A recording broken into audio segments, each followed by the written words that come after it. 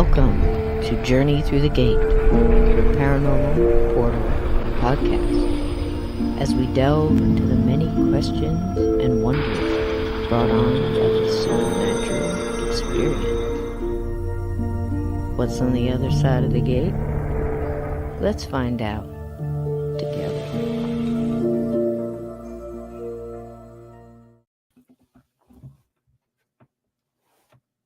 Gatekeepers. Welcome, welcome, welcome. Choo-choo, all aboard. Ted Branson. Hello, Vixen Doe, D-Rock, Jack. Welcome in. Jack said he's running around, but he made the show. Slid right in there. Awesome. We're so glad you're here with us. And Edna, Uncommon Belief. So many wonderful people. I see we have some new visitors. Glenn, welcome, honey. Welcome, welcome, welcome. And Edna, of course. Let's see here. Midnight Society. How you doing, sweetheart? How you doing? How you doing? Ted, my love. Good to see you. Cassie, I thought I saw you in here. Welcome, sweetie. Froze Moments. How are you, babe? Thanks for all the bacon. Tell you what, we could use it. I skipped dinner tonight. I'm eating funny honey and tea for dinner and rose mint tea. So let's see what happens. Let's see what happens. Welcome, Lizzie. We are a crazy bunch, but I'll tell you, you probably feel welcome already, don't you? Isn't everybody in here just lovely? If I missed you, I will try to catch you on the flip. And lovely to have you all. And if you wouldn't mind, please hit the thumbs up. It's a real easy way that you can help this channel, help this show. Hit that thumbs up and just enjoy. There's the rules. Just be kind. Give us your theories, your thoughts, and how you process all these things we're going to talk about tonight. And because we're all learning together. So welcome in tonight. We have the back from hiatus. It's been 2 weeks since he's been here on the show, and I miss him terrible, but I'm glad to have him back. Let's bring this old rattlesnake in here and see what he's up to. Steve Stockton, everybody. Hey, Steve. Ooh, you got your haircut again. Look at you. First, I got to say hi to Nicole, Midnight Society. I love you, baby, with all my heart. I'm headed that way soon. It's headed that way. It won't be long now. Won't be long now. Counting the days, counting the hours. Are we low, guys? Hey, Sean, welcome in. Chasing the Truth, Sean G. Welcome in. Welcome in. How you doing, buddy? How does this sound out there? It sounds low to me, Steve. Are you low? I'm higher than I've ever been. I'm high on life. Well, let me catch up. Hold on. I just want to. Sean may get mad at me for telling this, but he just had surgery. And prayers and love and light for Sean G, please. Oh, absolutely. Let's do it, guys. Let's just collectively for a moment, take a moment. Let me find it. And let's send this out to Sean tonight. Check my audio settings here. And Sean can grab all that done in his name. Prayers, healing energy, love, light, all sent to you, Sean. Just take it in. Heal from within, baby. We love you. We're sending you inaudible. Lots of good energy. Yeah, turn up a little bit. Titch. Steve Areno. Let me check my settings. Steve's low. He's high. He's low. He's high. Oh my goodness! And thank you so much for a bit of funny, honey. Thank you so much, sweetie. Absolutely. It keeps does the body good. Thank you, sweetheart, folks? Very much. I'd let it quit automatically adjusting the mic volume and just put it on as high as it go. Good Lord, you have to turn it up to 11, Steve. Talk over me. Can you hear me now? I got you. You're still kind of low. And now I can hear me. I'll just have to holler. In your background. Can you all hear that echo? I don't hear the echo. It's almost a reverb. It's not even long enough to be an echo. It's like at the same time. When I speak, I can hear it coming from you. Yeah. Are the ghosts acting up over there? What the hell's going on, Steve? I don't know. I was on with Lee. Speak up, honey. I was on with Lee Monday night, I think, and Tuesday night. Maybe you turned What's today? Today's Monday. I was over there Saturday. Don't ask me. And I haven't touched a thing, so. Okay. Let me take a look here. The ghosts are playing with your buttons. They're pushing your buttons, Steve. Let's yep. We're getting barely. Speak up, honey. No echo, just Steve's a bit low. Let me make sure I don't have anything on here. Hold on. Let me Do we need some tech music? Tech issue music. I've got a cloud lifter here, but I don't think Do, it'll do, work with do, this do, unit. do, do. Let me try something. I think I'm good over here. Yeah, I can hear you just Well, I'll tell fine. you what, we're full of Now, wrenches tonight. now it looks like my camera went out. I don't know what's going on. Uh-oh. I hear me in the background. Device select. It's okay, but I do. Steve's looking sharp. I feel underdressed. I just have my little ghost hat on. Little ghost hat. My little whoa ghost. Not sure what's going on here. How many people have ever heard Go Tommy away for a week and it never. I'll be. Give me a minute. I'll be right back. Cancel Me is very good. And he does this little thing where he's and I'm not, I normally don't listen to people that are doing that that hippity hoppity nonsense or that rappy stuff, but Tom's something different. And he's one of the kindest. He's just a patriot through and through, no doubt about it. Found a way out of the echo chamber, found a way out from under uh, the record companies, and went around it, and is doing a great job. It's inspirational for sure. Um, the young man has got himself together, and he's very kind to his family and his sister and his mom and dad, and his girlfriend, and they're all involved in making his videos, and they're spectacular. He does one about addiction that I think is very profound, and he does this where he plays both parts, the good and the bad, and the bad is just, I mean, he really captures it. You have to go through that kind of pain to understand that depth, and you can tell he has. And anybody that's pulled themselves out of that kind of darkness is absolutely a friend of mine. So you give him hell, Tom McDonald. So anyway, I brought that up because in that song, you can't cancel. He says you can't cancel me, and he does this thing where he's just whoa. So when I saw this ghost, I thought it's my little Tom McDonald ghost. And it's, for everybody. You can't cancel us. You can't cancel the paranormal. You can't cancel ghosts. You can't cancel Bigfoots. Or the people that believe in these things, or the people that still believe in miracles or angels or energy and healing energy and herbs and nature and, um, good spells to cancel out bad ones and, all of that, everything. And everything that is contained in it, from the jinn going back millennia to the stuff that goes around us every day. And last night we were talking a lot about the spelling that they put out there and how it's not working as well anymore, and it's kind of fun to watch, and all of it's true. Spiritual warfare, the whole shebang. So, Steve, how you doing? You want to give us a check? Chickens, 1, 2. I can't hear you at all now. You're completely gone. You're just nothing. I got nada. I got I got nothing. I do hand signals all day. I'll just make them up. What am I trying to say? Okay, how about now? Whoa, whoa, coming Too in hot, too baby. loud, too loud. Let's turn it down Wait a a minute. little No, bit. I kind of like it. Okay, It's kind of let's makes your adrenaline go. I Um, turned this mic off and I'm using another webcam I've got over here. I'm using its mic. Hello, So Julie. can you hear me Welcome, in the welcome. chat? I I can hear. may sound a little echoey or reverby because there's a greater distance from the microphone. It's not echoey or reverby. It's more. Wait a minute. It's like you're speaking to us from Beyond. the bottom of a 55-gallon drum. Yeah, I mean, I know that sounds weird, but when it's not a well, it stops. Isn't that weird? Y'all are saying 5-5. See, sound a little Uh, weird, but I can hear you now, a Steve. little Okay, more Jack bass. says It's a different microphone. So better now. I I've think got I like three it. microphones It's in here. kind of bassy. It's kind of very Barry White. As long as Love you, babe. you'll never Love find. you'll never Let's sing that to find. Nicole. You'll never find. There you go. But better be West, that's careful. good. Better be careful. We'll Let get that's leave me got a copyright alone. claim here. Ah, shoot. I'll just cut it out like I do all the other stuff. I'm going to say it. You might get mad I said it, but I said it.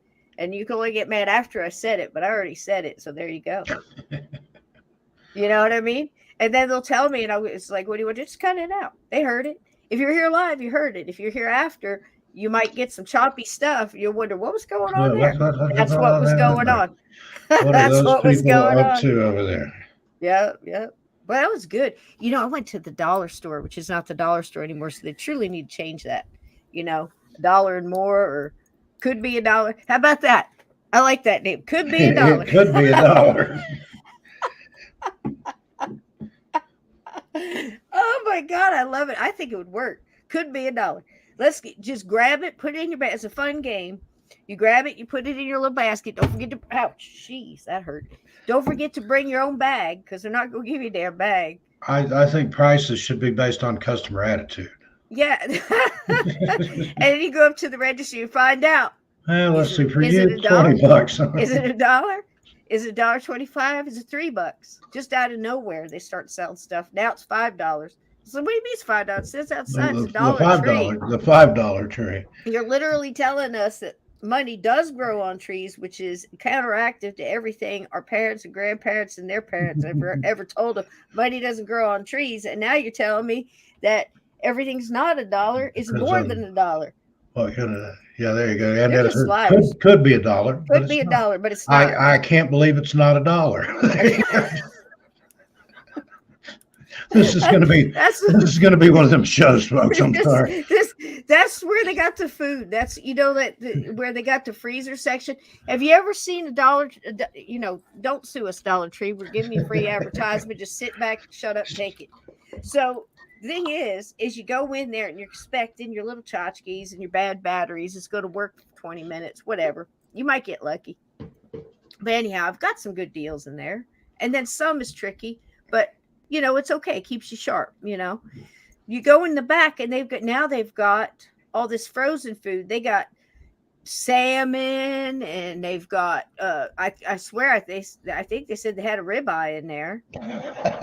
They got some eggs, and they'll have all your Jimmy Dean breakfast sandwiches. I'd be afraid of any kind of meat you got at the dollar store. I'm thinking $1 might not even be $1. Well, that might not even be meat. I think it's chicken. That's what it says on the package. Could be chicken. It could be chicken. It might not be. Some of that vat-grown meat, because they grow in the laboratory. Human, the really white meat. At the Dollar Tree. I don't know. Hey, Straw Dog, welcome in. Hello, back at you. Yeah, I don't know. That just it's a little scary. I could see getting like a can of corn, or maybe in some Vienna sausages, something like that. But I don't know about that ribeye and that salmon there, Steve. Or it's sockeye salmon. Sockeye. Oh man, what are we talking about today? How you been? I'm good. I've never been better. Good? I'm about to get on the road here soon. I'm so glad. And I have, every time I see you, you got less and less hair. What's going to happen next? I'll be bald headed. You gonna Telly Savalas? What are you doing? Who loves you, baby? Who loves you, baby? You need to get you some Tootsie Roll Pop. Give me a lollipop there. Even they got smaller. I went a little shorter than I meant to, but I like it. You wear your hair any damn way you feel like it. Got rid of this. Can't see them, but I'm doing some sideburns here on the thing. Don't you? I think it made me meaner. Made me a little sassier. You got a little sass in your pants. That's what you got. Is that what that is? Never heard it called that before. Well, stick around, baby. You've heard stuff here you've never heard before. Steve thought he heard it all till he called me. And he sat back and he didn't say a word for 7 hours. And I think we came back the next day and did it again, didn't we? I think so. Yeah, the first time we ever talked, it was like around noon. I was sitting out on my back porch in Portland, and it was dark by the time we finished. It was 7 hours. Oh, Lizzie got cut off. Who cut you off, baby? Not somebody in here, did we? Did we get you? Did we make it? Did you accidentally bake Lizzie a cupcake? They were accidentally putting each other in a sandbox last night. It was a mess. Last night, hey, war criminal.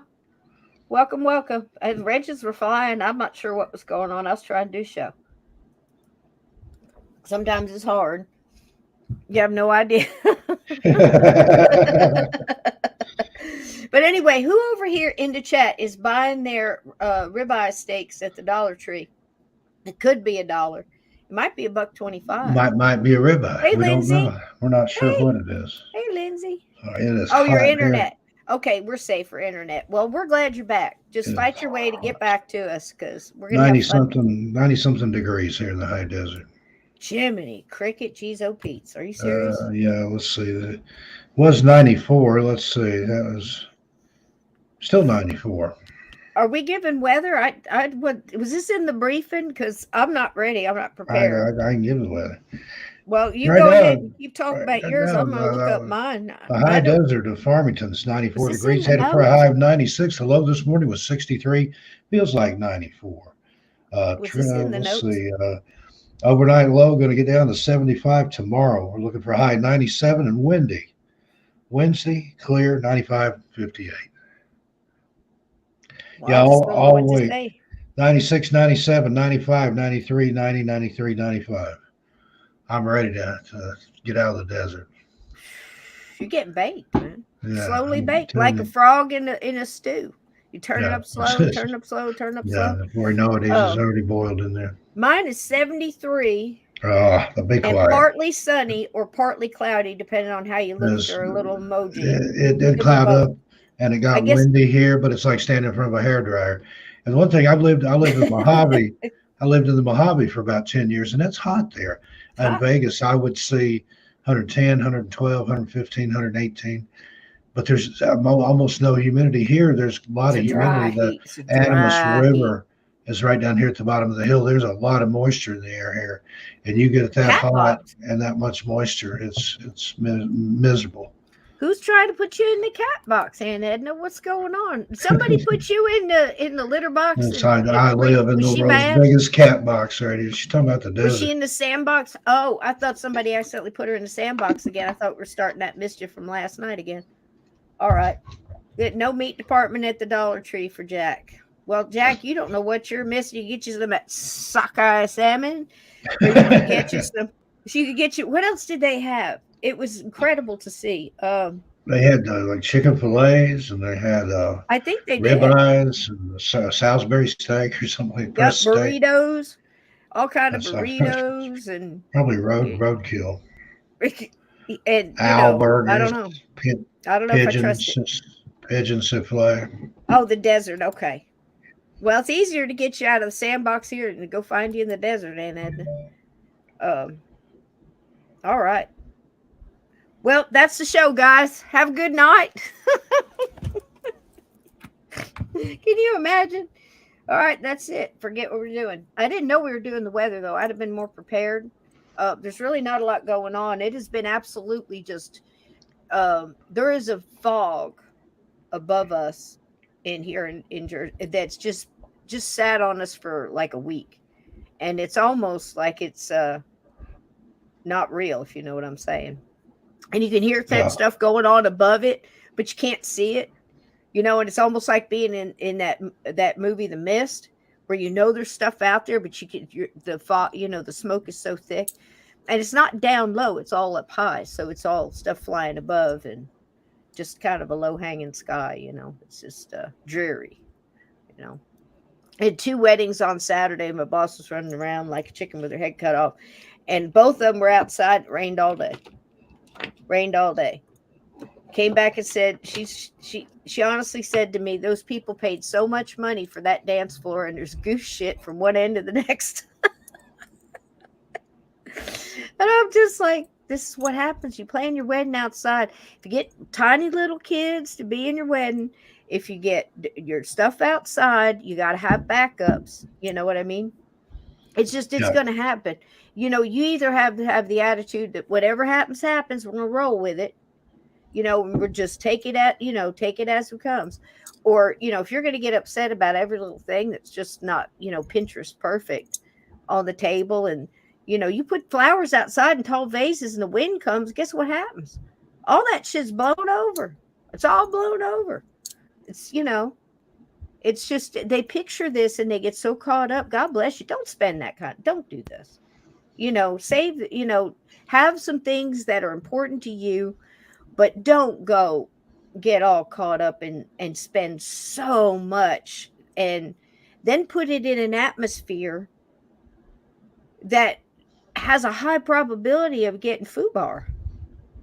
You know, it's like we've cleaned that floor off 4 times, and I said, well, between now and tomorrow, you're probably likely to have to do it again. I mean, did you not know that there was geese? Did you not? I mean, seriously, they're right on the lake. Geese are. You're not going to stop. Well, they put up little fences. I said, well, what happened? Just the geese knocked it down and tramped right over and came on anyway. I'm like, go nature. I mean, it's just to me, it's in the same kind of realm as people going camping out in the deep woods and then complaining that there's bears there. And then blaming the bear. It's not the bear's fault. Bear just wants your peanut butter and jelly sandwich. So I know you've been busy, and I know you've been doing a lot, Steve, for years on missing persons and mysteries, and even before that, before you started doing shows on that, you and I talked a lot about it. Talked about people missing out of the woods, out of portals, and we've talked about possible alien abductions. We've talked about, just getting hoodwinked, led astray, bamboozled, and carried off by humans. It's almost mind-boggling to think about how much this goes on. And just your regular stuff too, your crime, your murders or serial killers, or there's so much of it. We're never at the run out of material. It's just amazing to think about. I was thinking about that today. I had so many different cases to pick from. I've got a couple little videos, and it's just amazing. So last night I did psychic energy, and when paranormal groups or any kind of investigative group, be it police officers, detectives, paranormal truth seekers, whatever it is, if you mix that, we've talked about this a lot on the show. If you just throw out all of the intuition and the feelings of people with abilities and everything else, I think you're cutting off your nose to spite your face, because obviously for millennia, mixing those two have worked. If the two sides are willing to work together. Do you know what I mean? I mean, if the police officers or the detectives want, they're believing the psychic and they're trying to go along with it, and their only battle is the bureaucracy of saying, okay, well, now I've got all these clues, but how can I make one of them solid? So, and come up on it, naturally, not via the psychic, but because you can't go into a grand jury and say, well, the psychic says this dude did it. She's been having dreams about it for years, for a year, whatever. Yeah.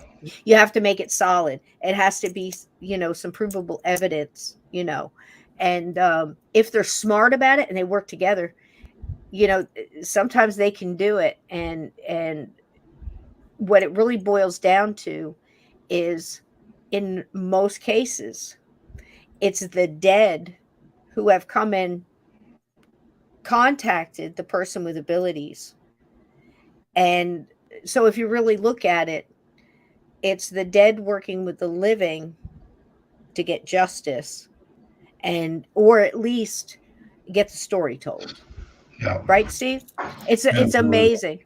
And now a lot of the cases you deal with really don't, especially on the show or doing missing, whatever, you're just telling the story about how they went missing, and you're seeking answers. Yeah. Have you done any stories on missing people that psychics found them? There was one where I can't remember which case it was, but the woman was so accurate, and the body was found exactly where she said and how it would be found, that they took her in for questioning.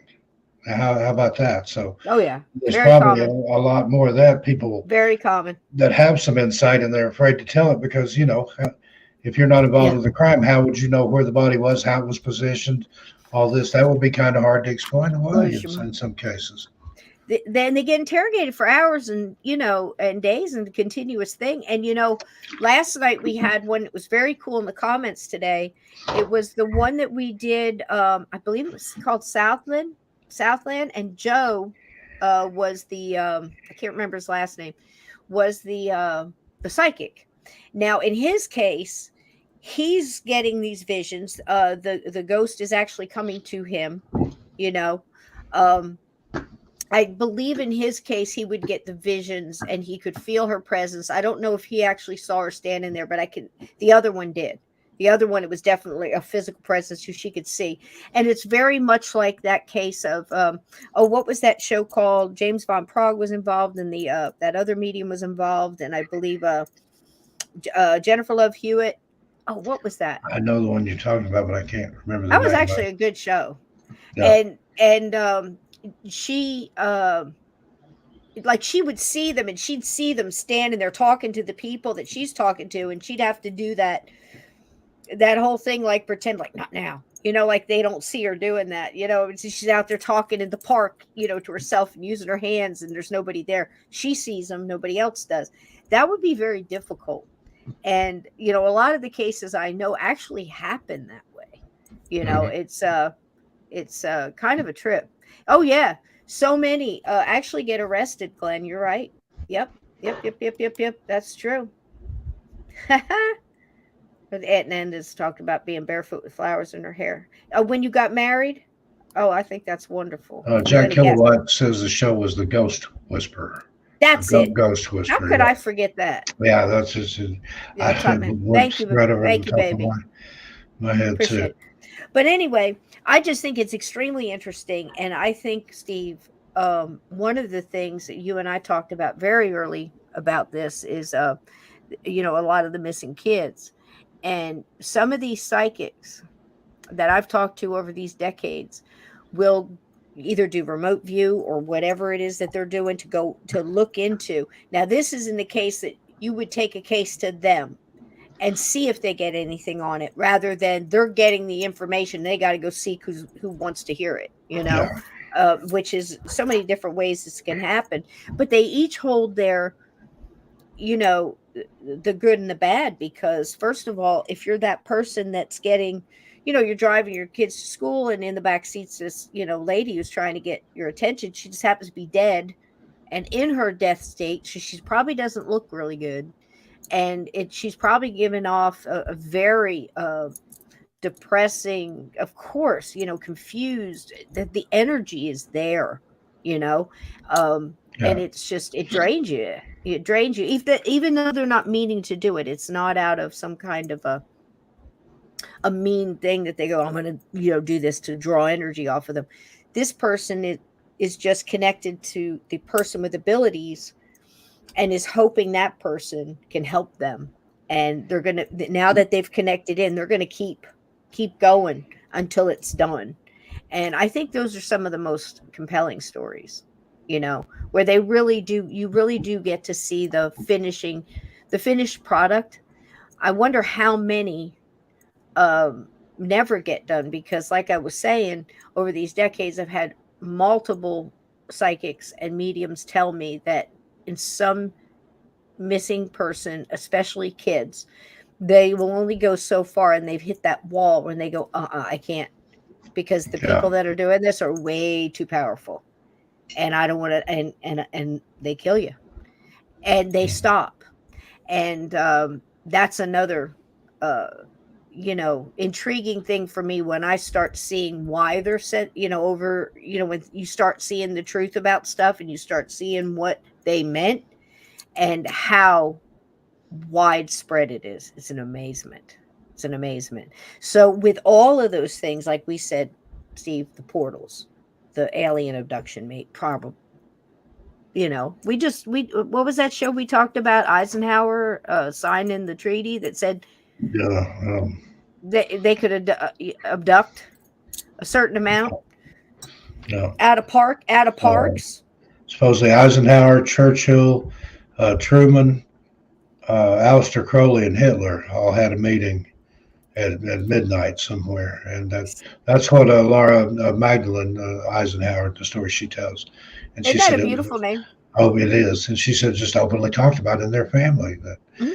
and it was just, very common Crowley. to talk about it. I mean, this guy was really into some stuff, Steve. Yeah. Yeah, and she does. She actually does. And then there's other stuff out there about it too. And she explains it a little bit more in depth where it was actually started before her grandfather got into it. Some of it was done behind his back, and then he got a Yeah. little bit deeper into it. Oh yeah, and that's true.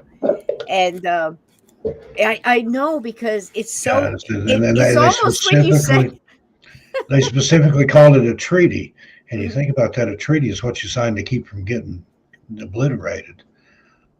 An accord, it wasn't an agreement. It was a treaty. Like you give us this technology, you can take our people, and you agree not to Yep, obliterate the human race. and we'll work She with you.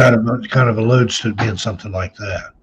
Yeah, she can get pretty wacky, Glenn. If you ever saw some of her seminars, I mean, she Yeah, seems that way, and she kind of, you she's know, very Earth Mama, yeah, she's crystals very. and chakras and stuff. But I was I watching think what she's the she, real deal. I was watching this one show. I do too. Watching one show, and she just kept.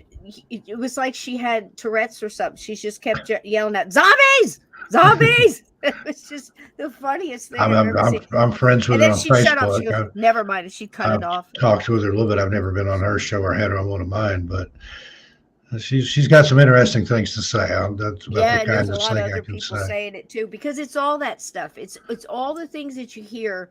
You hear the thing about where Nixon was friends with Jackie Gleason, which he was, and one night they were playing whatever. He says, "I'm going to take you. I'm going to show you."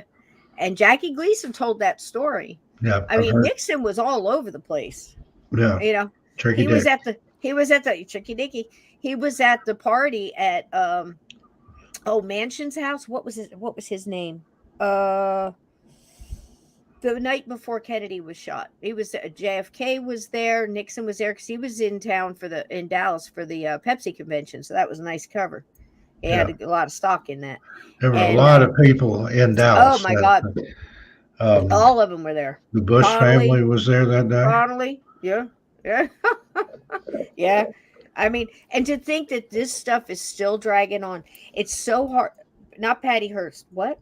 Patty Hearst? No, but that was another one. That was another trip. That was That was a psyop there. yeah. Yeah. I mean, that's just if you look back at all the different stories that they've done and promoted and to flip people. Not that this stuff didn't actually happen, but it normally didn't happen the way they're telling us it did, Yeah, for the they reasons. know what they want you to know. Mhm, mhm, mhm.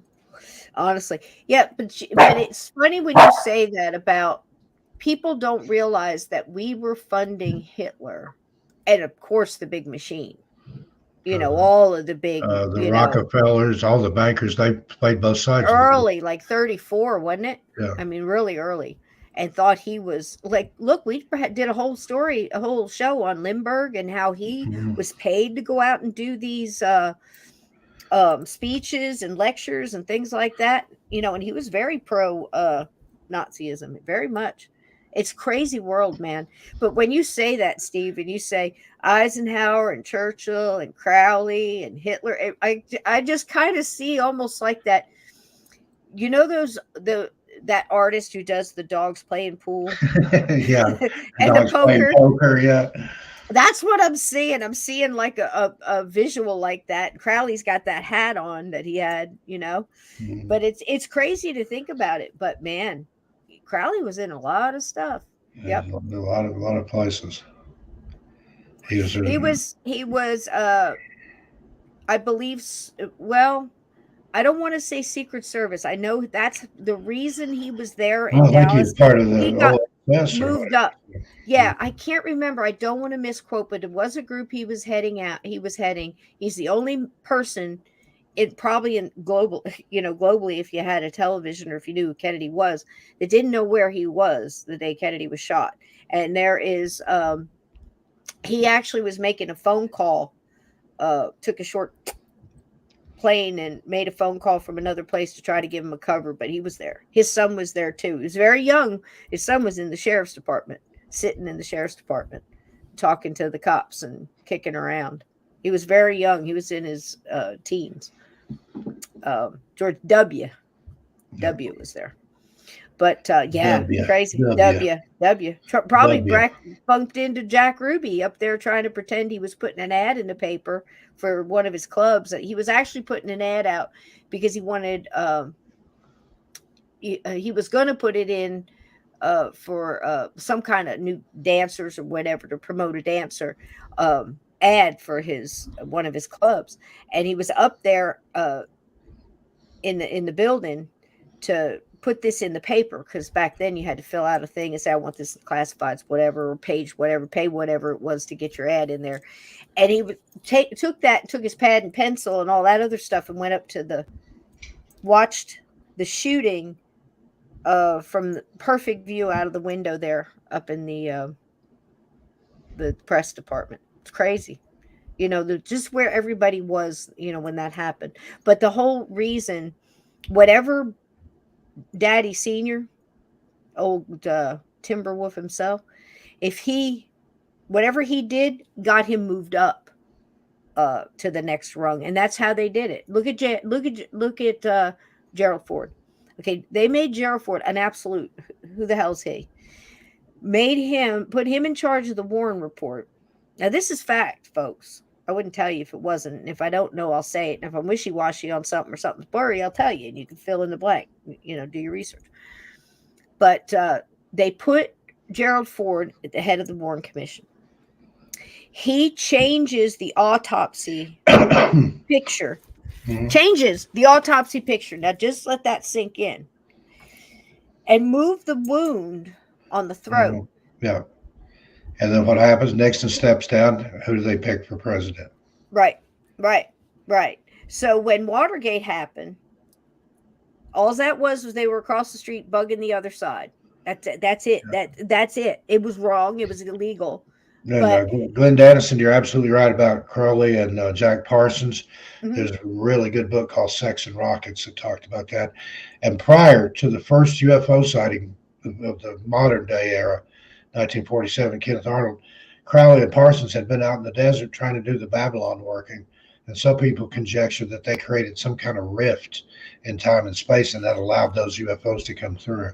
Dude, I heard that too. And and who's to say? I mean, they're all trying to open something, bring something evil and nasty in.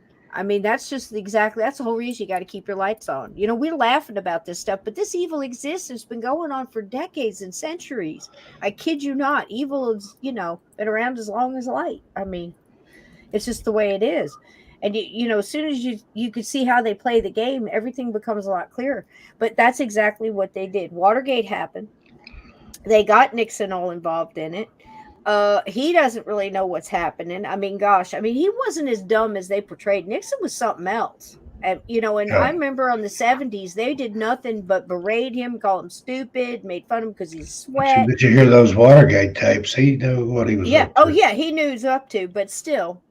But the whole the whole. Well, yeah, that was why Nixon, 18, Nixon lost to Kennedy. Because remember the debates, he's sitting there sweating, and he looks like a total schlub with all that sweat on his chin hollow and on his Kennedy was so charismatic, and he had wonderful answers. Well, he had that whole vision of Camelot, and Tricky Dick couldn't match that. But they got rid of his VP. He was out. That created a void. So next one moves up. And then have you ever heard this story? I can't tell the whole thing here because YouTube. But have you ever heard the story about on the plane when they were flying JFK back that Johnson had tampered with JFK's wound in a very personal way? He very well may have. Have you ever heard that story? I heard you tell me. I hadn't heard it from anybody else. But so that creates a void. And it's just musical chairs, political musical chairs. And at some point, dude walks into the Oval Office and says, Tricky Dick, it's up. You got to resign. It's too much on the American people. You got to move. He moves and Ford moves up, an unelected president. So remember what I just told you. Political musical chairs, when one moves, and they just moved him Everybody up, and knows. it's Yeah. all because he did their bidding during the Warren report, and he got paid that way. And Bush got paid for doing whatever he was finagling his shenanigans on the ground in Dallas that morning. Yeah. And all of that is fact. All of that is absolutely provable. And I mean, and it's been out, and we know it. So to say that it's not possible that these people got together and you know signed a treaty that says you can take these people as dolphins and we won't do anything. I'm not sure that we could at that point, but who knows. And also for technology, which they're using, we're not. So that's also part of the psyop. Do you get what I'm saying? We're just going to tell them we hadn't really expanded over the past 100 years. They're all mad they didn't get their Jetsons 2000 with the things flying around in the sky, and and all that. And your push button sandwich, you just push ham sandwich and it comes out the slot and all that stuff, and free energy and all that. They killed Tesla. And there's a great interview. I know it's jumping all around, but it all has something to do with the same game. It's all the same different chess pieces on the same damn board. Some of it's 5D chess, some of it's a lot of different games at once, but it's all connected. All of this, and this is what they've been doing. So remember what I told you, political musical chairs. If there's a void, till they get what they want up in there. Yep. And that goes for other countries as well. And that's why you have color revolutions, because certain people who think they have a right to go into other countries and tell them how to run that country will remove those people and put in who they want, and then start finagling with their mineral rights and their all that other stuff. Yeah. So I got to go return my coffee to the earth. I'll be right back. All right. I'm going to start this video, Steve. All right. Sounds good. All right, sweetie. So this one here, again, going back to what I was talking about before, I think it's so cool when it works and somebody is getting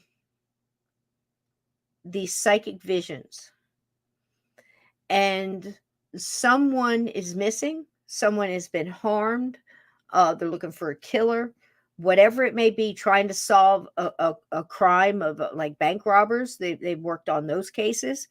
Like I said, people wonder all the time, why don't they find more kids? I find it amazing and absolutely staggering at the number that do go unfound, because this, like I said, psychic or medium stops when they get to a certain point and find out exactly who was involved, because it's so big and so dangerous that the cartel would go, woo. You see what I'm saying? How big is that? That's why a lot of these kids aren't found. Do you understand? So besides that, the people, or the husband, like last night, it was the husband that was lying and was so narcissistic and probably had some psycho in there, seriously, to be able to be that methodical. He wasn't as smart, though. You know what I mean? There was something lacking there. But to say what he said about the mom leaving on Christmas night, getting drunk, staying out all night, coming in at 7, waking up, still drunk, waking up, packing a few things, not even saying hello, goodbye, or anything to the kids, and then left, and it was some strange guy and never came back. And he sat there with those kids, like I said, to understand the criminal evil mind like that. And wasn't even a methodical dude that we know of that was out doing this on the daily, or by the month or whatever. You see. So takes a special kind of son of a bitch to be that way. That guy last night was kind of a low level one. sometimes these psychics actually get out there and catch people that are serial killers who also assault beforehand and do, I'm trying not to say the word, and do other things that are just horrid to these people and then kill them. And you have that psychic that knows that if they don't zero in and catch this person, they know he's going to do it again. That seems to me to add so much extra trauma, because now you're dealing with what's happening and he's getting this information, but now you're on a time clock and you know what this woman went through or this person went through, and you don't want to see him do it again. I cannot imagine that kind of pressure. That's a whole different kind of, that is very much like getting inside of the brains of a detective or somebody else that's got to stop something like that. So, and nobody's listening to you because you're a whack job medium or a psychic. It's crazy. Yep. All right, sweetie. So here we go. Let's see what we've got.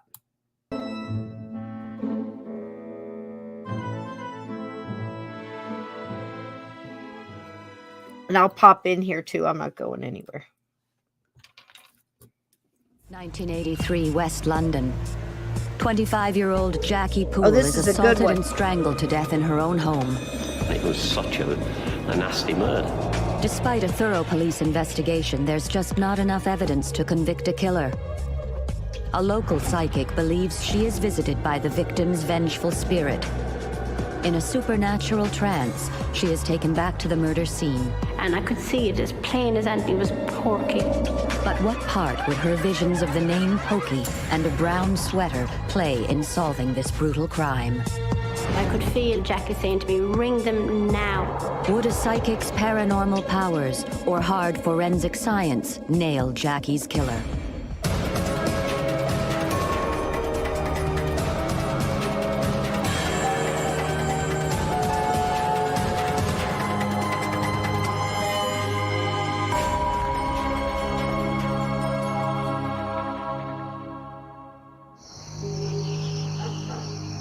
Saturday, the 12th of February, 1983. Ruislip, a busy suburb 17 miles west of central London. I just remember something I want to tell you about last night's show. In the comments, the one about Joe and I want to say Southland, the one that was across the pond, also in England. He said he lived not far from there. And he remembered the case. And this was the case about the jerk I was talking about that killed his wife on Christmas Eve, right?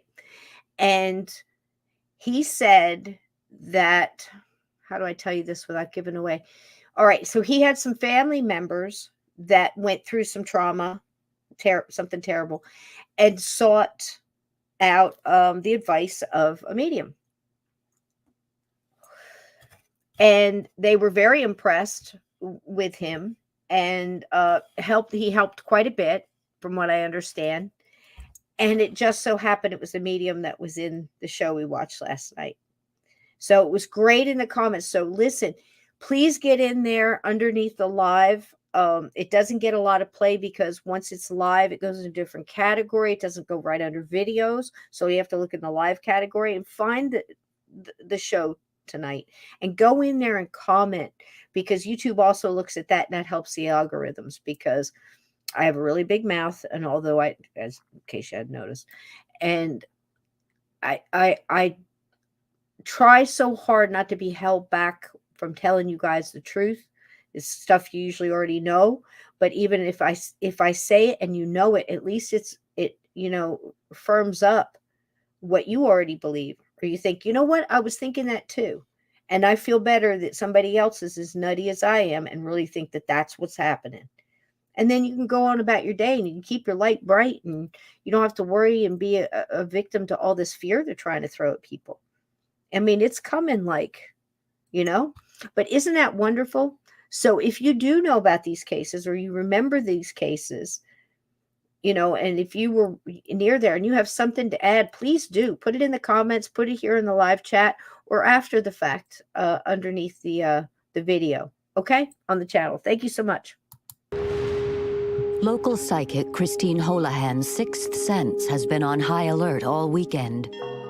I knew something was wrong and I couldn't quite put my finger on it. A feeling of coldness in the room. I'd hear footsteps, I'd sort of hear the door opening and closing. It was a sense of feeling of gloom. I was wondering what was happening. This was extremely intense. Was Christine's psychic experience connected to the incredible events that were about to be played out? The next day, a concerned friend of Jacqueline Poole contacts the police. The recently separated shop assistant hasn't been seen for 2 days and isn't answering her phone. A young police constable and the father of Jackie's boyfriend break in to discover that the popular 25-year-old has been sexually assaulted and strangled. Heading up the investigation team is Detective Superintendent Tony Lundy. Well, first of all, there was no forced entry to the premises, so she'd let somebody in or they'd con their way in. There were no broken windows, doors or anything. So it seemed pretty obvious it's somebody who she associates with. Just to reiterate the chat, that's absolutely true, Jack. What you said there about the 3-letter agency, it is. And if you can stomach it, on the Sean Ryan show, there is a lovely Ryan Montgomery, who is an ethical hacker. And he's doing a lot of work to stop a lot of the stuff on the internet. God bless him. God bless him. And what a sweet man he is. So smart, and he usually goes in there and does the kind of like Sneakers. If you ever saw that movie, Sneakers, great movie.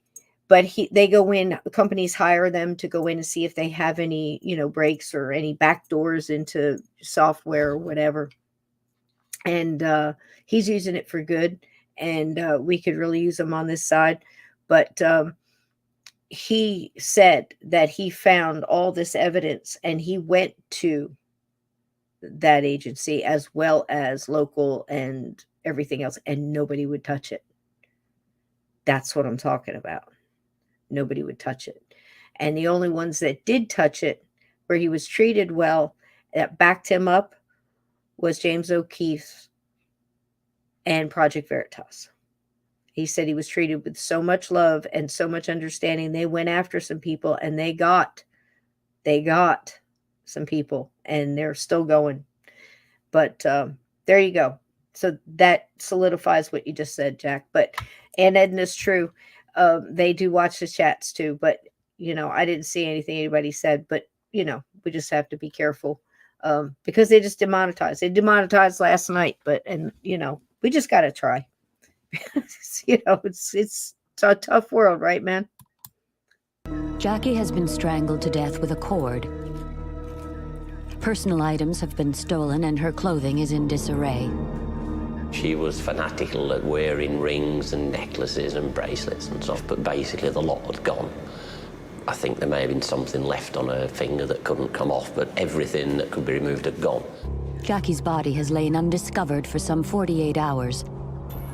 The killer has a head start.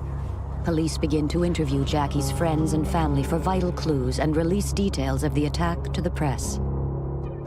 It became obvious from a very early stage that it was going to be a difficult investigation because the fact there'd been no break into the premises, we were really looking at close connections. Her husband had left her some time before, so obviously he was a possibility as a suspect from the word go, and numerous names were flooding in really from the outset. The night after the body is discovered just 3 miles away, Christine Holohan claims her psychic abilities are put to the test once again. And after a while, I could see him starting to appear, and he started to get bigger, and eventually there was like a shape. And from the shape, I could see the outline of a young woman. She seemed very agitated and very sort of frustrated, and I sort of said, I'm going to take a chance here. So I said, are you the young lady that's been murdered? And so I said, is it Jackie Poole? And she said, Jackie Hunt. Why is the spirit calling herself Jackie Hunt, and what connection does she have with the murder victim? So I asked her, how did she want me to help her? So she told me that she knew who had murdered her. And I explained to her that I would have to have solid evidence. I couldn't go to the police and just say somebody appeared to me and said they were murdered. I had to be able to go to the police with something positive. And then I'm going to stop real quick to answer a question. Kathleen has, curious what people think about some more famous psychics like Sylvia Browne. I like Sylvia. I've studied her for decades, in real time and after the fact. Let me tell you this in a nutshell. Like this woman is speaking here. Take this into consideration. Everybody should. If what we're talking about is true, go back. What I said about Ford, change in the autopsy papers, getting moved up like it was planned. And this is just simple little things. These are little things. You should tell you something. What Jack said here in the comments, if you didn't see it, go up. That things are turned in and they stop there. It's true. Does that mean it's the person that gets it and turns it in, or does it stop above them? Just hit a wall. We don't know. I'm sure in that case, it goes through multiples, or the group on the ground already knows it's not going to get through. We saw that last night in one of the other stories where they turned in all this evidence and they locked the door and wouldn't even let them in because the higher up, the captain of the force or whoever, said, I don't want anything to do with her. Now, ask yourself this. And this is whoever. I'm not, in any way chastise or anything like that. I'm not doing that. What I'm saying is this is a great way to look at this. If you are a psychic and you've been called in on some cases, because I have friends that this has happened to, right? And you're called on cases, not even this happening. You're called in, okay? And you're looking at, and you hit that wall, or you see who's doing it and you tell them who's doing it, what's going to happen to that psychic, especially if that person sticks their neck out, is on television, writes books, on talk shows, puts their word and their self out, and they're getting close to something that somebody else doesn't want them to get close to. What's going to happen? People are going to be put in the audience to throw them off, to make them look bad. Articles are going to be, hit pieces are going to be written on them in magazines. The news or whatever is going to have little things like such and such, got it wrong again, or said this to whoever. They never say, but they got it right 900 times. When somebody starts making a little bit of noise and gets up there and starts getting close to stuff they shouldn't get to, they will cancel you. Used to not be called that. It would just be a smear or whatever to make them look bad. Because if they're right about this one thing, they might be right about these things, And a lot of these people, they don't want to seek that publicity, because that's the kind of stuff that happens to them. And think about it, you could be getting it right and you could be seeing it correctly, but if you say it wrong and that person you're saying it to doesn't connect into it, it's so easy for them to say, she didn't get anything right. I went in there and I had a reading and there was nothing. And then a week later, that person goes, oh, wow, I didn't process that right. She was saying banana, and I was thinking, I don't eat bananas. But it had to do with something else. You see, it's so easy to. So I think if the psychic is doing good, trying to help people and not scamming them, because there's plenty of that too. That's pretty much my take, All of a sudden then she went, and I thought, oh, that's it, she's gone. I was anxious of going to the police in case I would give them information that they would think I got from other sources or from a paper. Christine is desperate for more clues. Amazingly, the spirit returns the following night.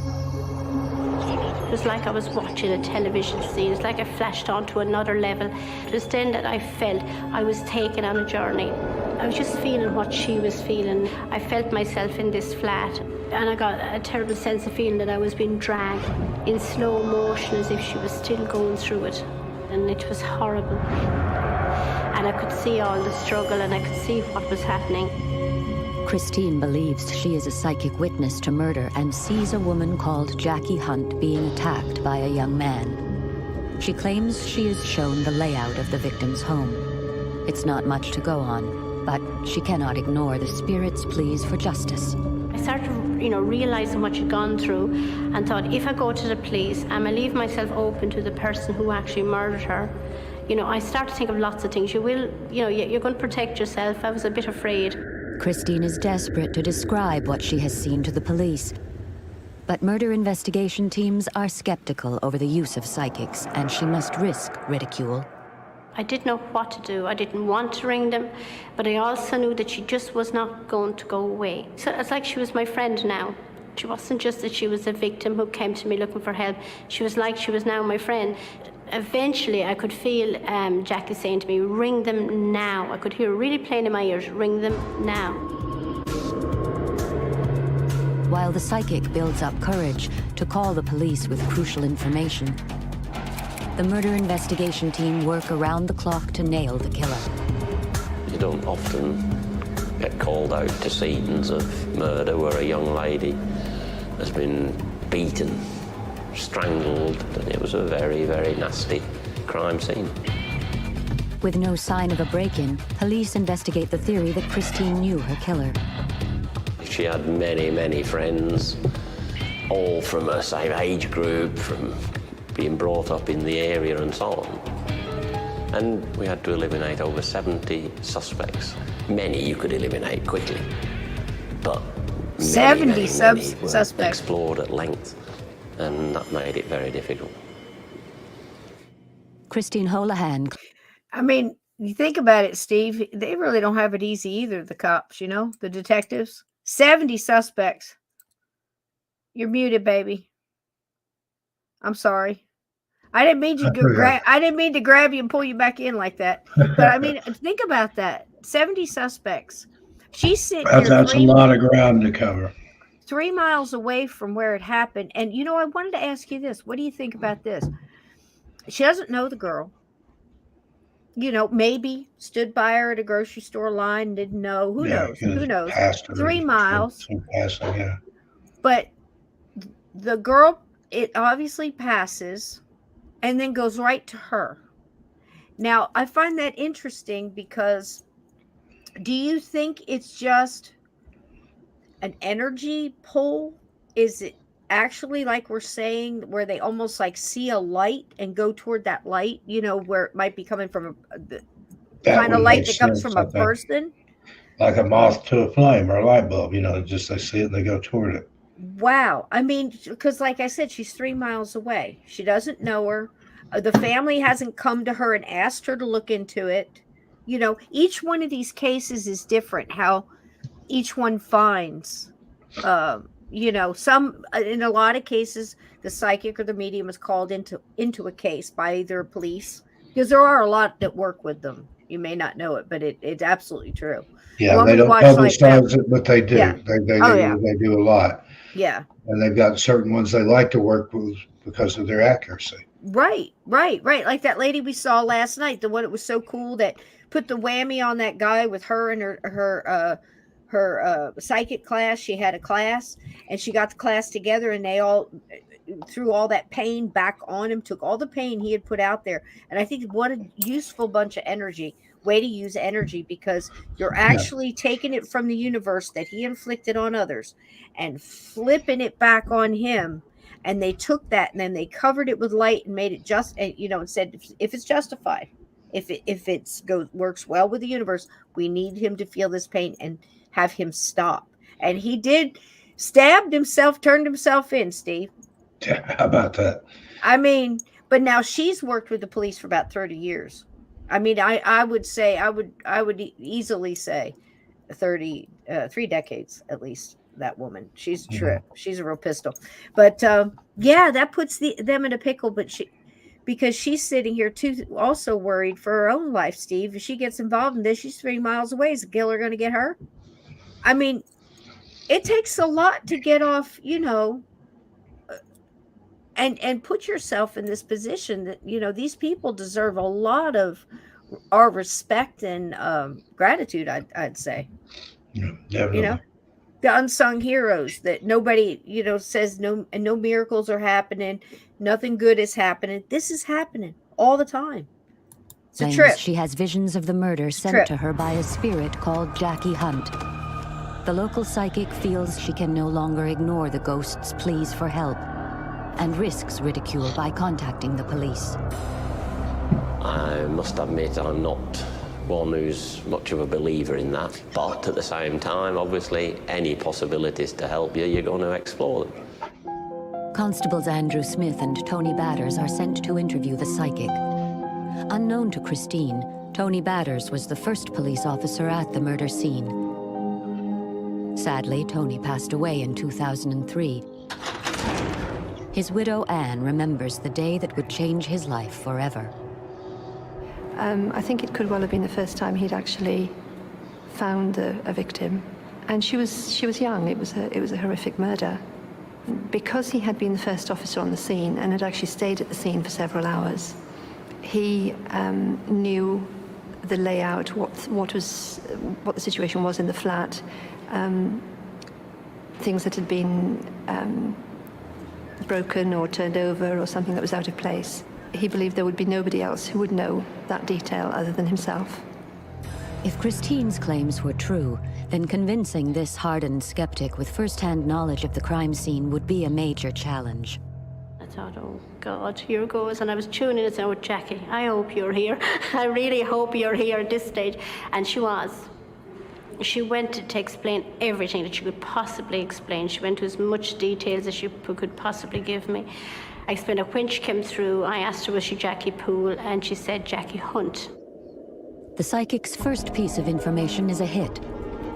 Tony Batters knows that Jackie Poole's maiden name is Hunt. They are the same woman. Maybe I was hitting on Isn't that something, incredible, but I didn't know what it was. Steve? I mean, hadn't got a clue. She showed me around the house. She explained exactly where everything was. Christine claims she is transported back to the crime scene and is able to see 2 cups in the kitchen, prescription forms, and a black address book. Amazingly, this tallies with what Tony has seen at Jackie's flat less than a week earlier. These details were not released to the press after the murder. And I could see where she was lying, and I could see her hand. There was 2 rings in particular he couldn't get off her hand.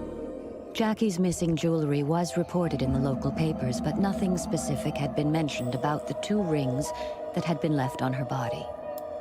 She also sort of was very insistent that there was a jumper that he was going to be thrown away. And she said it's important to get this jumper because if you don't, she said, it's going to be gone. Christine claims that she never met Jackie or any of her acquaintances when she was alive. But during her trance, she uses the names of many of Jackie's friends and family. But it's not One enough. name They is a still don't mystery. believe her. She mentioned Barbara Stone, and she didn't give me any significance on the name, but I said anything she gives me, I'll take on board. No one on the investigation has ever heard of Barbara Stone. Despite the puzzling name, Tony is amazed by the psychic's insight. At this point, he said, ask Jackie to describe her killer. And she explains 23. He had a birthday, April or May, in Taurus. He had dark hair, dark skin. He had tattoo. Christine seems to give the police officers a profile of the murderer. But nothing would be more useful than a name. So I said I would just very quietly go into a trance.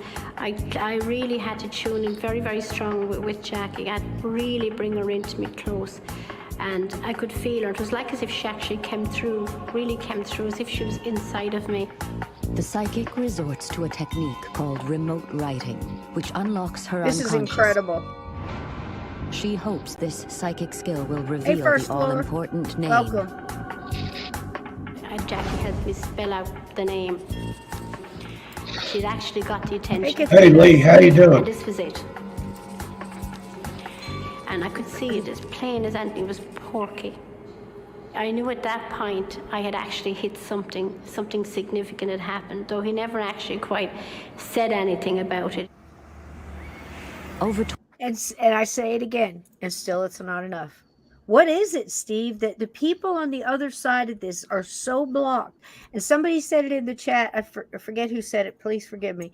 But it is when you sit at a seance and you've got non-believers with you, you're going to have a hard time, especially skeptical is not it. The negative, I don't believe this shit. This is bullshit. I hate this. Why am I here? This is, for whatever reason. That kind of negativity that doesn't believe, it's harder for the essence of the ghost to come through, especially. It's not as hard for spirit because they're a little more enlightened and a little bit higher vibrational. This is just my theory. But, when you have somebody negative like that on an investigation at, really anything, Steve, right? Yeah. It blocks it. And it blocks it too when you go to a reading. Same deal. And they really have to override that and jump, and if they're good and they just kind of like, okay, so that's where we are. All right, well, your mom says that, and if they go that direction, they can usually move through it, but it's a struggle, and when you're trying to make energy in a room a certain way or whatever to make it more inviting for a spirit to come through, that's actually going to be a positive one, that negativity repels it a little, I think.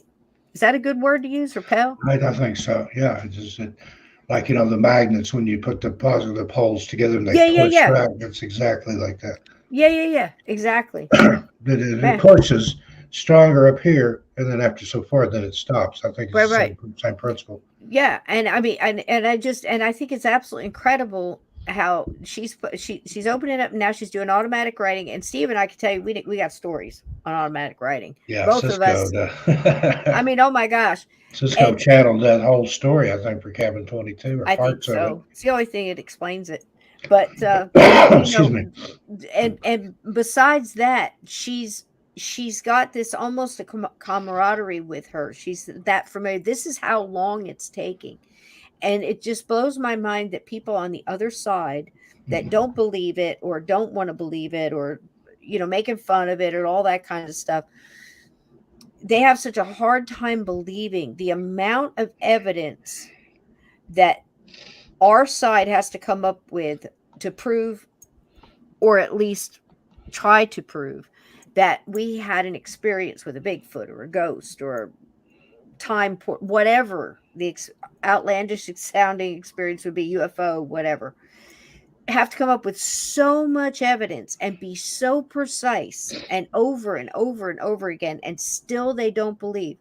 Yet they could come out and say one thing, and we're supposed to take that for. Do you understand what I'm saying? The other side that doesn't believe, well, it doesn't match science, and walk away. Prove it. No, you prove to me it doesn't exist, you son of a bitch. Right, Steve? Yeah. We're just proving unprovables. Go ahead and prove a negative. Go ahead. Go ahead. I'm tired. I did start doing that a long time ago. You proved to me that ghosts don't exist, That's just the way it is. 20 years later, she's incredible. Christine I just love Holahan her. returns to the room where she used a paranormal technique Go ahead, babe. called remote writing to reveal a name of a killer. She's on it. No, it was like as if somebody had taken my hand and very, very slowly had actually written out the name, very slowly. And then it started to come up. The minute I'd written it, it came up very clear. And so we got Pokey. She said it was a nickname. It's a nickname. He's known as a nickname. And I can remember Tony saying to me, Pokey, are you sure? And I said, that's what, and I showed him. And he seemed quite taken back when he looked at what I'd written. It was like as if I'd sort of touched on a nerve. The name Pokey sends shivers down the spine of the two detectives. It is the nickname of Anthony Ruopp. He is a friend of Jackie's boyfriend and is well known by the victim. Nothing wrong with that. Rourke is already amongst the murder team's prime suspects and has already been questioned. Well, I felt I'd done all I could possibly do, and I got a sense of feeling from Jackie as if she sort of was saying to me, look, if that's not convinced him, you know, what is going to convince him? That same day, Tony Batters returns to the murder love squad that, Jack. convinced by the psychic's Love it. abilities. He was just amazed, totally amazed that she could love have this too. that sort of information. Now, Tony must persuade the rest of his team to trust the testimony of a ghost. I'd said to Batters that she was telling us something that she'd heard from the locals, and she didn't have any information whatsoever that could assist us on the inquiry at all. During the attack, Jackie had jewelry stolen. It is crucial in the hunt for her killer. It's terrible. And my attitude was that when she can tell us where the jewellery is or something conclusive to assist us, then I'll believe in mediums. But at this stage, just don't waste my time. The police discount the work of the psychic and set about extracting the truth from Pokey. Not the easiest person to obviously break down, especially when you're interviewing them about a very, very horrible, serious murder. But the officers who did interview him were fairly convinced that he was involved. The difficulty was being convinced, and finding evidence to back it up is another matter. Christine had told Tony Batters that Jackie's killer is a Taurus in his early 20s and that he is dark-haired, dark-skinned with tattoos. Amazingly, this corresponds with Pokey's profile. The spirit of Jackie was desperate to draw attention to a sweater. Police have already retrieved this vital clue. DCI Norman McKinley was to become closely involved with Jackie's case. During the search of Tony Rourke's house, and in a dustbin, they found a jumper. This jumper was submitted to the forensic laboratory. Now, for my people across the pond, what is a jumper? Is a jumper like a hoodie? Is a jumper like a jacket? Is it like overhaul? What is it? Exactly. What? So, up to this point, I agree with everything you guys are saying. She's given, he's got a tattoo. He's dark. He's a Taurus. I mean, she's given him Pokey. She's given him everything. It's a jersey. Wait a minute. Are you saying it's a jersey, Cisco? What's a jersey? What do you consider a jersey? Like a sweater? Well, sweater. It's a sweater. I see. I'm still confused. A jumper is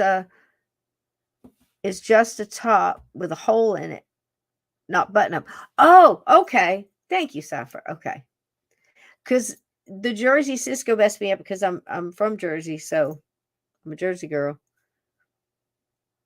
Threw me off a little bit. Just sleeves and a neck hole is jumper. Okay.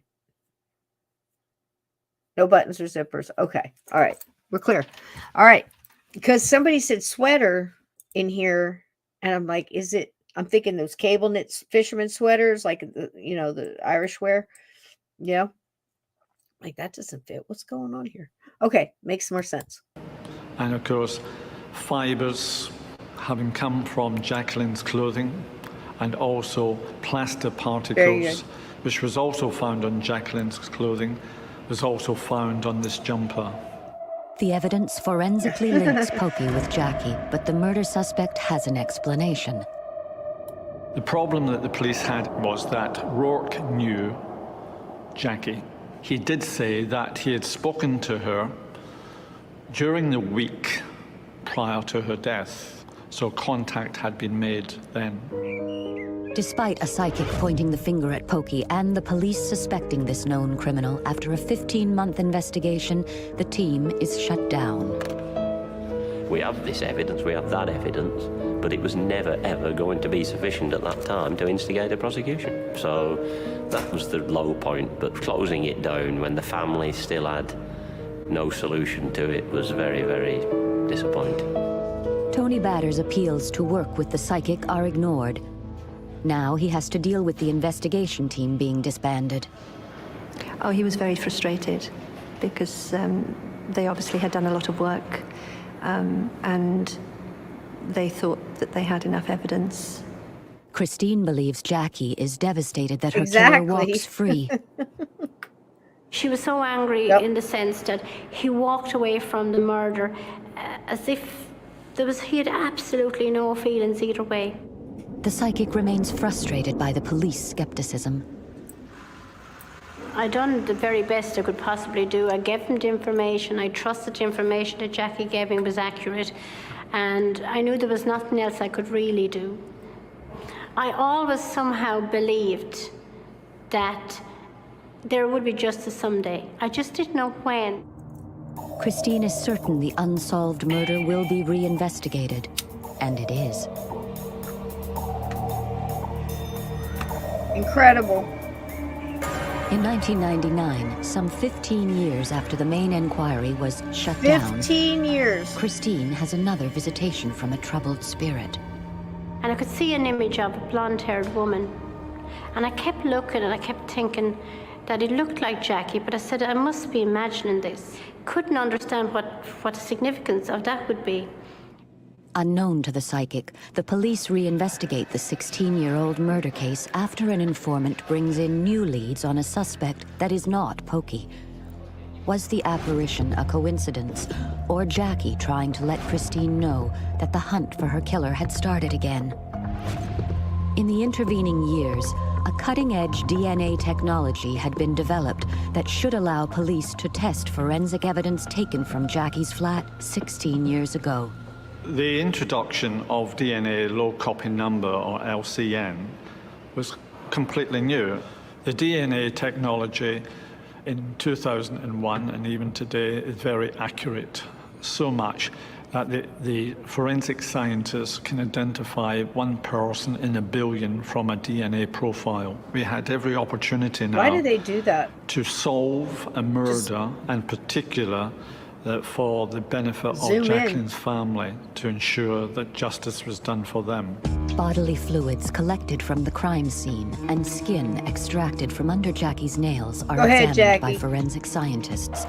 But the new DNA technology will take 12 months to deliver the results. The wait is agonizing. I got a telephone call from the Home Office laboratory, and I couldn't believe it, that the bodily swab had produced a full profile. Is Pokey the killer? The DNA LCN match, the full profile, came down to Tony Rourke, who also was known as Pokey. Amazingly, the results tally with the name that had been scrawled on a notepad by psychic Christine Holohan over 17 years ago. He was arrested on Wednesday, the 24th of May, in a car park in Cirencester. He was arrested for the murder of Jacqueline Poole. Pokey is stunned to discover that he is being arrested for a crime that he was certain he'd walked away from. And in August 2001, he is tried at the Old Bailey in London. We've suspected him all these years, and now at last, hopefully, he's going to get his comeuppance and go away for a long, long time. Everybody was hoping that the verdict was going to go the right way. I was with, obviously, the brothers of the victim, and I mean, the evidence had been very strong, but you can never be 100% sure with juries. So they were very, very anxious and very, very, wary of the verdict. Tony Batters attends the 2-week trial. The retired police officer had listed 130 specific points that Christine claimed she received from Jackie's spirit. Now, he wanted to see just how many were correct. That much. I think it would have been really that he needed to know for himself. He had to prove it for himself. But the amount of information that Christine did give, if that was available to other murder inquiries, then obviously it would be very valuable. According to Tony's notes, an amazing 120 facts match information brought out during the trial, including personal details about Jackie, the layout of the crime scene, and how Jackie knew her killer. Amazing. Although Christine lived locally, She didn't know Jackie, she didn't know her family, she didn't know her circle of friends at all. But it's just in the amount of detail that she gave, and most of it was proven to be correct. The new DNA evidence is used to establish Pokey was at Jackie's flat on the day of the murder. The plaster particles taken from the brown pullover that Jackie had told Christine about are also produced as evidence. The jumper, which had been retained by police in a sealed bag from 1983, was produced in evidence at Rourke's trial and played a significant part. Pokey amends his story and claims he visited Jackie on the night of the murder, but that she was alive when he left. The solid prosecution evidence challenges this, and after 2 weeks, the jury is unanimously convinced of Pokey's guilt, and he is sentenced to life imprisonment. Justice at last for Jackie's family. And when eventually the guilty verdict was brought in, they were absolutely over the moon. I mean, they were virtually shouting out in joy. There is one final twist in the tale. The mysterious name, Barbara Stone, given to police by Christine nearly 20 years ago, becomes another psychic hit. During the Old Bailey trial, Tony was sitting next to one of Jackie's brothers, and he asked him, did the name Barbara Stone mean anything? And he said, well, yes, of course, it was Jackie's best friend, but she had been killed in a road accident about a year or two before Jackie had been killed. So that was the answer to the name. Christine's involvement in the Jackie Poole case hits the headlines. Her psychic skills have converted Tony Batters into a true believer. Well done, ma'am. She'd have had to be pretty good. He thought the information must have come directly from Jackie, because there was no other way that Christine would have had the detail of information that she had given the police. Christine receives one final visit from her old friend. And she was smiling, and she had found happiness, and she seemed to have, she was a different person than I'd seen 18 years earlier.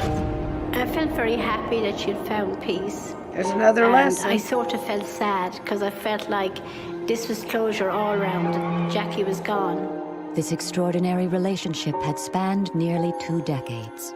She was very, very special. She'll be always a very special part of my life, one way or another. Birmingham. How about that? I mean, incredible. Look at this cat, Steve. Look, look, look, look, look. He closes the door. It's incredible. Her stamina in just pushing forward, and like Aunt Edna said here, 17 years she's living in the town with this guy. You know what I mean? And she's working with the cops to catch him. I mean, was she standing in line at the Piggly Wiggly? You know? Next to him? I mean, we don't know. What do you think? Incredible. Your mic. Yeah, sorry. There I you keep go. forgetting to do that. That's I okay. turn it down so I don't interrupt That's okay. the video. It's and then I incredible, forget isn't to it? turn it back on. It is. It really is. You know, and you and I have talked a lot about this, because, you know, so many missing people. It seems to never be, and it's an endless supply of stories. And Yeah. I've seen people very flippant talking about this, and I'm sure you have too. It's like, if psychics are so good, why don't they find more people? Why don't they solve more cases? They do. You just don't hear Well, it's about like that case that you and I worked on with Cool Breeze. Sometimes it has to be the perfect storm and the right people involved to get everything to work. the right energy. It's insane. I mean, I don't know if you've got time, but if you want to tell a brief version of that, I mean, I don't want to make you tell a big old long story, but tell a little bit about that from your perspective on Yeah, that. well, Cool well, Breeze. it's in your book. That's the best way to for the There it folks is, to right read it there. and know it. What's We we're all are all children of the children. wilderness. So yeah, a guided right, tour right. through a haunted life. But yeah, I Yep. kept having these recurring dreams that I was somewhere in a place that was somewhat familiar to me. And I'd found a motorcycle over the bank of a place, and it was almost completely covered with dirt where it had washed down in there. And then I realized that there was a body that went along with that, and he was up under a cedar tree that had low hanging branches. And he was, I mean, I looked up under there, and he was like the clothing was rotting away, and there was still some sinew and muscle and things on there, but he was mostly a skeleton. But then it was like I could hear his voice not coming out of the remains, but just in the dream. And this happened several times. And I called up Cisco once. I said, I think I know where there's a body. And I could see things off in the distance, easily recognizable landmarks like a smokestack that was made out of brick and some sort of like a municipal building or something. But we were Google Earthing the hell out of that, satellites and stuff going in. I'm like, what's the chimney look like? Where was the ruins? How long was the dirt road? Where the dirt had washed down. This was like a road, a disused road, and off to the side of it, the shale had washed off the bank and it covered. This was Kawasaki motorcycle. We found the motorcycle in the color that this was, orange and cream. Part of the gas tank and the handlebars was all you could see. It was so covered in the dirt; it had been there a while. And this guy had had an accident and managed to crawl up under that tree and expire. And he was afraid to cross over because of some things he had done. He wasn't sure what was going to happen to him. And Cisco had to bring in the heavy artillery. And the lady that she talked to, as soon as she got on the phone with her, the lady said, "Stop looking for the motorcycle." She didn't know anything about the case. First thing she said, not about the motorcycle. Stop wasting your time on a motorcycle. And then she looked at me. It was across the table. I had gone to set up a psychic fair. Got a lot of friends, a lot of different, everybody there, similar but different. And anyway, I sat down in front of her just to say hi and see if I could get a time slot because everybody gets jam packed, when you're in one of those fairs. Yeah. And she said, "You don't want a reading for you." I said, "No." I said, "I'm getting a reading for somebody else, but he's given me permission. Now, this is important to bring you his energy." Steve and I had to go through a little kind of thing where he actually gave me permission to go through me as the connection to read his energy. And I took it, I sat it down with me in that chair, and she just looked at me. She says, "Go," you get all that in the beginning. And she zeroed in. She goes, "You're not here for a reading. You're," and then I explained. And it worked.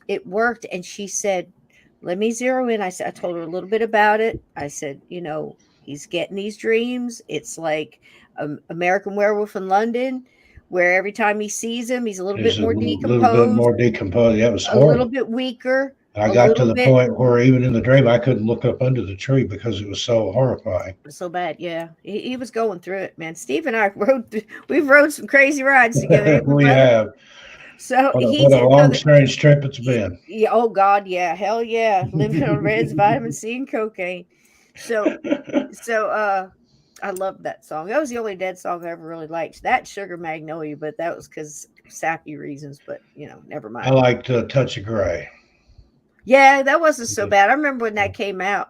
That was a great video. Saw him one time back in the '80s at the Fox Theater in Atlanta, and boy, what a show! Was it good? Yeah. Yeah. I was just, I was off in the AC/DC land, me. When Jerry was still alive, the band was all together and everything, and it was. I've been dating Angus Young for a very long time. Yeah, watching the crowd and all the stuff that was going on in the lot. Yep. People selling merch in the lot. That was the Deadheads were as much of the show as the band was. Yep. I was just, as you were talking, and I was just thinking about Angus and that song, and just the way he plays, and just the head just starts going, and he's wearing his little Catholic schoolboy uniform. He hated that thing. He chose to wear for life and wore for life. It became iconic. Yeah, it's incredible. There's times I've seen him live, and he comes out and starts doing that, and the way he plays and the move and everything. I just always, you know why? Because it's rock and roll blues. It's the best of both worlds for me because I love both, and it just, it's all, and I was just laughing because I used to tell people I was dating him, but he was always on the road, so that's why he never seen. So I never It's seen just them always together. running joke. Yeah, he's busy, man. He's just really busy. Ain't he cute? Ain't he something? He's getting old. He's a little bitty Holy thing shit. too. I've Yeah, met him. He's about what, 5'3", 5'4", something like that. He's it's all right. a lot of It's all those right. guys. You meet The them in boy can person, play. and they're The boy can like play. Joan Jett. When I met her, she's Yep. tiny too. It's not. Yeah, and a But lot of that times they're not what personality, you think. same with Angus. You see him on stage, he's 10 feet tall Hmm. and bulletproof. Yeah, and bulletproof. Yeah, no kidding, right? Oh, what were we talking about? Oh, we can't leave him hanging, Steve. So I'm sitting down at the table, and she goes like this. And the cool part about it was when she zeroed in, when with her mind, her mouth, and her brain caught up with what was actually what she was feeling, you could see her just click in, and she just went, and she starts reading Steve's energy, and she's just doing this. She's pulling. She goes, okay, well, he doesn't want to talk to women. He's not going to talk to women. That was Yeah, one of the the first other things. guy. After the motorcycle thing, she just Yeah. starts peeling back, and she And the whole thing, it had to do with his mother. He he didn't want didn't, his and mother his to sister, know what he had and done, his and his sister. sister, and they He didn't, passed on. the And stuff he had he done. didn't know what was It waiting was a on him. micro. He's a rough guy in life, He and was a 1%er, but I think he had gone nomad, and he yeah. was but he didn't want to talk to women, and he knew he was going to have to face them. And what a typical story that is. I don't want to see such and such. Lynn Monet, we need to get her back on here. She's been fighting a bad sinus stuff and everything else. Bless her heart. Yeah, I saw some But posts on yeah, Facebook too. She's bless her having a heart. tough time. Yeah. But so send healing energy to Lynn Monet, and we'll get her back on here when she feels right to do so. And so he's not going to talk to women. He must have had a real thing with them, and not, and anything else. But the funny thing is as he's dreaming and we're trying to sort this, each time he goes back, the motorcycle's a little bit deeper. And Steve is saying, I think it's because he's trying to tell me he's running out of time. We didn't know what that was about, what was so pressing. He But then want one us to day, find? those dreams, they became more and more frequent. And then once y'all got involved, eventually they just stopped, and I never saw Yep. him again. Mhm. And I think your lady that was working on it told you that his mother had indeed passed on. Well, And yeah, she came, and she didn't get him by the ear and drag him off. She took no. him by the arm or the Well, hand. what had happened is when she said that, when she had said that, clicked in and said he's not going to speak to women, he's going to constantly come to Steve.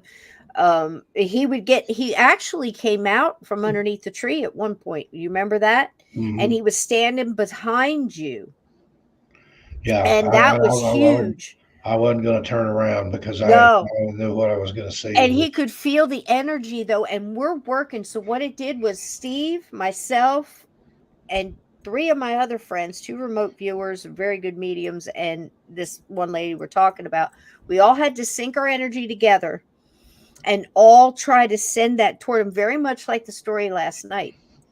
And Steve, we told Steve, you got to go to sleep. Right before you go to sleep, talk to your spirit guides, talk to this guy, and tell him the things we told him to tell him. And as he's sleeping, we're sitting there doing our energy thing, and finally I say, that's it, I've had enough. Let's get his mother. So we're all in agreement. We start sending out signals to his spirit guides to go get his mother. I promise you this is crazy. So we visualize that. We're getting confirmation that we've got her. It's so weird. It's like trying to hook up a phone call. We've got her, and she's coming through. You've got to reach in there and show him love. Like, again, we got to connect him to love, because all he had was fear and regret and anger at the things he had done and not forgiven himself. Got his mom in there, and Steve had a dream of him walking off down the road with an older lady and described everything, and we had not told him what we were doing. And that was the end of it. That was it. He found his peace on the other side. But Yeah. look how many people and what all it took. And why he picked me, I have no idea. Yeah, I mean, it's crazy. other than back in the day, I rode a Harley. I wasn't a member of any club, but I ran with some pretty rough guys. And maybe that's what it was. He's like, here's Or a some moment. kindred spirit. that Yeah. would understand and maybe has the ability to help me. And I did. I Yeah. couldn't do it. Well, the thing was, is you knew who to call. We reach out to each other because sometimes you got to do that. Like each were like stones across the rapids, and and one stone might, a little bit bigger, a little bit more knowledgeable in one thing, and that's fine. When it comes together, it's like a band playing a song, and it all just hits the right notes at the right time with the right intent, and yeah, and we were visualizing the same thing, and it's an absolute trip, and then everything just stopped, and that was a long one. Now that's in the book, and the story, I had to look it up. It's a tale of two bikers, and it was a chapter that we added after the fact when we went from just ebook to print. I said, Steve, we got to put this in because that is a perfect story of how, like in Cabin 22, when everybody comes together at the end to battle one evil force or to do one like mission. It sounds like a Marvel movie or something, but that's it. And each one of you has that. Each one of you has a piece to that puzzle, and very well your abilities mixed with somebody else's, whatever. We've shown so many different ways energy affects us, and the paranormal, and everything seems to have to do with that. It boggles my mind when I think about that young lady. She's killed. She reaches out to a woman she didn't know, but it was only 3 miles away. And I don't know if it's the distance that's got me. I'm wondering what was that like for that person. That person who left their body was aware enough, floating around, maybe hanging out by the body, trying to figure out what's going on, hanging out in the room. But in this case, this ghost really had the wherewithal at that time to be this way. She wasn't erratic. She wasn't glitching all over the place. I mean, I don't know how else to describe it. She must have been listening to what the police were doing and described her apartment and was feeding this woman information that she could go back and describe what the apartment looked like, giving her all this information and got it right. Took 17 years, just so they'd have something to prove it with science that it was this guy. And I can understand that. We don't want somebody willy-nilly to be able to walk into a police department and say, hey, look, I had a dream. But it just seems like we could get together better, Yeah, because look what they set up happens. those tip lines. The airlines have those. They have a number you can call if you have a dream about a plane crash or some prophetic dream. They've got a number you can call and leave an Really, anonymous Steve? tip. Yeah, and that's not real well publicized, but you can find it if you look for it. They ask you things like, "Did you see a tail number?" or things like that. Did you see, what airline it is and things like that. Wow. They will take stuff like that seriously to a point. You know. Well, it's just, yeah, absolutely. Absolutely. This woman was she was incredible. But again, Steve knows people like this. I know people like this. We've done similar. I've never, called a police station and said, hey, I had, this is going to happen. But you have, Steve, and I know.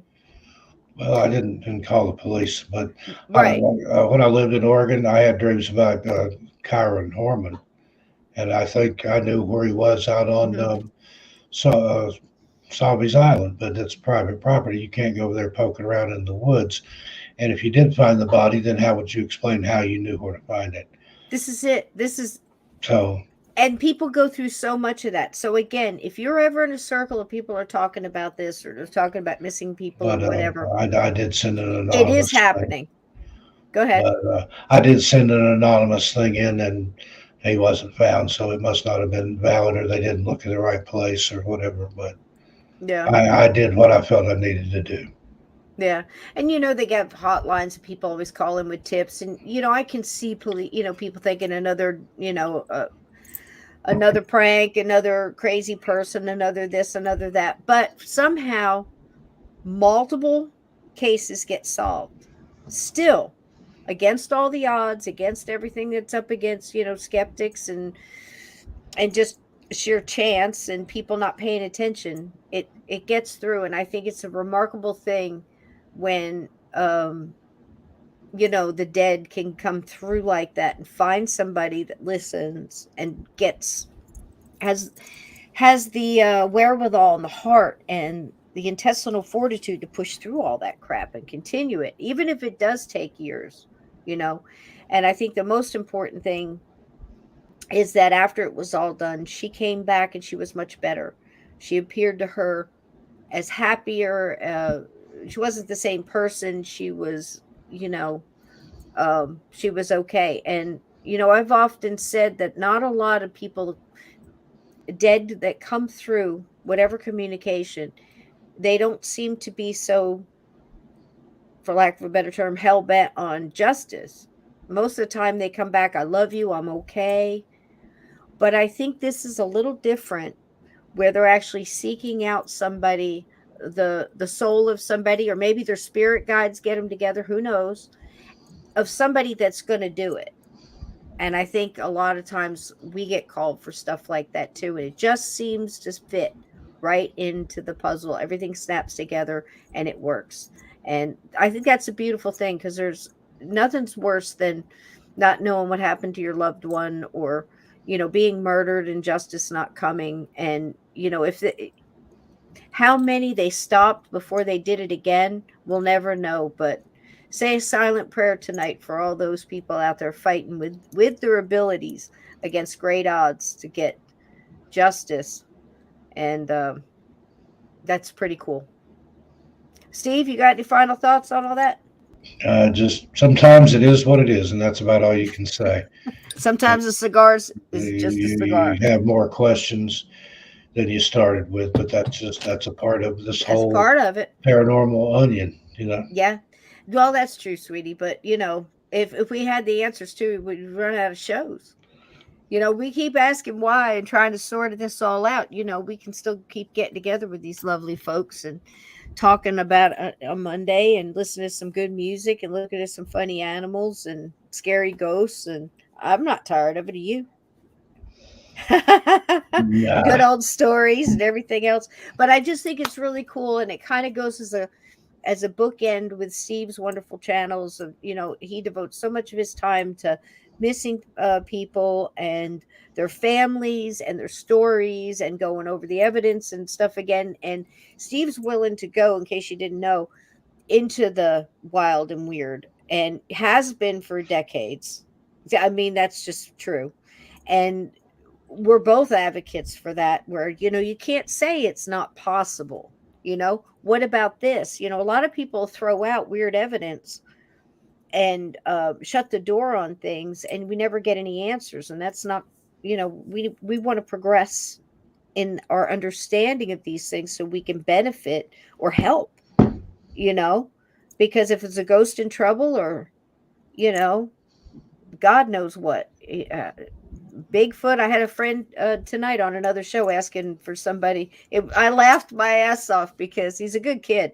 He has a good show, and I don't want to say here, but YouTube doesn't like the people like him. But anyway, he he hollered out and he says, "Man, I had a guest and I was going to have him on, and he had the best Bigfoot encounter story."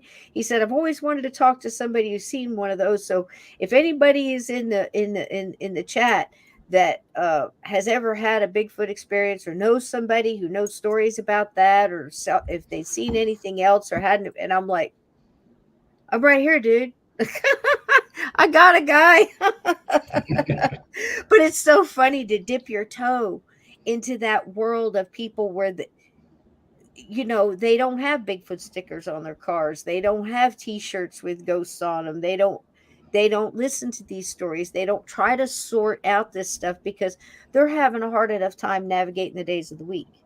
They don't want to add anything that they can't control or understand in their lives. And I get that, because once you open up to this, it's a big, beautiful world. And Steve, it can be really scary sometimes, but we know the answer, I'm to more fight the afraid darkness. more afraid of the living than the dead any day. Amen, brother. Amen. So tell us about your channels real quick before we get out of here, and I'm gonna find something to play for Well, them. a lot of good stuff over on Among the Missing. Nicole's been writing some killer scripts over Good there. stuff. Good Go stuff. check out the one she just did on Mysteries of New England Mysteries. It is amazing. But that was just released last night, so go have a listen to that one. Very cool. Very cool. So if Mods, drop his link tree in here if you got it, and Steve, I guess you're gonna have a busy week, yeah? Oh yeah. Are you gonna be around next weekend? I'm On not the air? sure. I'm On the not air. sure yet. Depends on what all I get done and what all I've got to do. Let us know, and let us know when you're going to be premiere on your channel too. We love you, my friend. Will Thanks for do. being here tonight. Yeah. All Thank you. right. Thanks, All everybody. right, guys. Thanks, everybody. Good night. We love you. Good night, Midnight. Good night, Uncommon Belief. Good night, This Wonderful Chat. I think we're going to watch some Little Rascals. Here we go. I love you guys. Good night, everybody.